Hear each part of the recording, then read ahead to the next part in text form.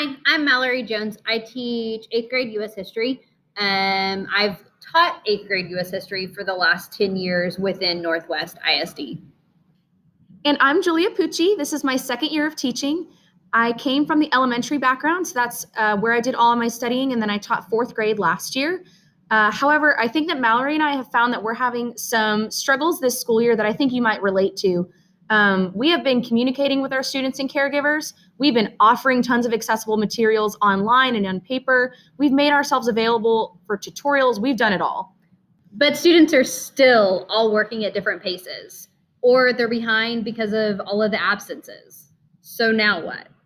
As we were planning and talking about our struggles, we found that a commonality we had in our backgrounds is the workshop model. We know it, we know the structure of it, we know the why behind it, but we hadn't necessarily been putting it to use on a daily basis. So we've worked to restructure our time a little bit around the mini lesson, the independent work time, and the closing so that we can pull and monitor small groups. And we have found that independent work time, while most of our students are working on their own, has been that perfect opportunity to pull those small groups. So what does that small group time look like? Well, normally you'd pull aside a small cluster of 2 to 4 students. Maybe it's even a one-on-one type lesson where your purpose is to remediate any misconceptions or to strengthen any skills. So what do you do with that group? Well, we have an acronym here, the SMALL acronym, to help decide what you can do with that time. First, you should be specifying that topic. Is it a concept and an idea, or is it a skill? What work is missing? What misconceptions need fixed? Because this isn't just for our students who have been missing tons of work and who are absent. This is for our kiddos who might just be behind or learning at different paces. Then you need to measure their skill or ability level. Is this a student who maybe needs some more direct, explicit, visual, or hands-on learning? Or can they handle something more abstract and then be sent to work on an assignment by themselves? Then you need to make sure you have the ability appropriate materials to make sure that those students have success. And that's going to go right back to their ability level and what they're going to need to understand that material.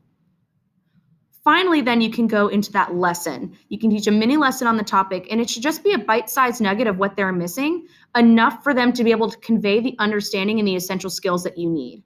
Then lastly, you need to make sure that you leave no misunderstanding. Make sure that they have a way to prove to you that they know what you need them to know to be successful. And that's the SMALL acronym that can help you to guide your small group time.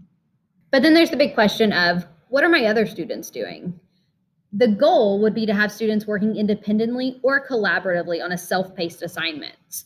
Something that we have used recently is Pear Deck. When you put it into the self-paced mode, you can have your iPad sitting at the table with you, seeing what all of the students are currently working on, how they're answering questions, while you're still working one-on-one or with your small group. But in order for any of that to work smoothly, you have to have the classroom routines in place. How are your students asking for help? Where can they find information if they need it? And more importantly, what do they do when they're done? I know that you have probably seen a picture like this floating around on social media recently.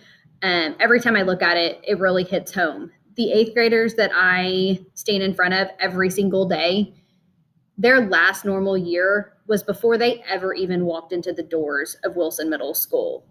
For them, this is normal. And we have to figure out a way to navigate this while they are here with us. We have to figure out a way to meet our kids where they're at. In our 6th graders and even our elementary kiddos, we are not alone in this. Our 6th graders haven't had a normal year since 3rd grade. There are kids in 2nd grade now that have never even had a normal school year. So teachers all across our district, all across our country, all around the world are dealing with the same circumstances that we are. So keeping that mindset of moving forward, given these circumstances, is going to be really key, which is why implementing changes in our day-to-day instruction could really help to meet the kids where they are rather than feeling so much frustration over these circumstances. So now, what is our call to action? Today, we are just going to take a temperature check based on what you've heard today about small groups and the workshop model. For some of you, these ideas and implementing them in the classroom could be totally foreign, and that's okay. We want to know that. But we also want to know who has tried implementing either of these things, whether it had been this year or in years past, how it went for you. Was it successful? Did you struggle? We want to know because within the coming weeks, we are going to be learning how to implement these into our classroom to make sure that we're building time in to check for understanding and to ensure student success. In order to do that, go ahead and scan this QR code or go to the bit.ly/smallgroupswms for a short survey. If you guys have any questions between now and the time you hear more, feel free to reach out. We are both up in the 8th grade hallway. Thanks. Have a happy Friday.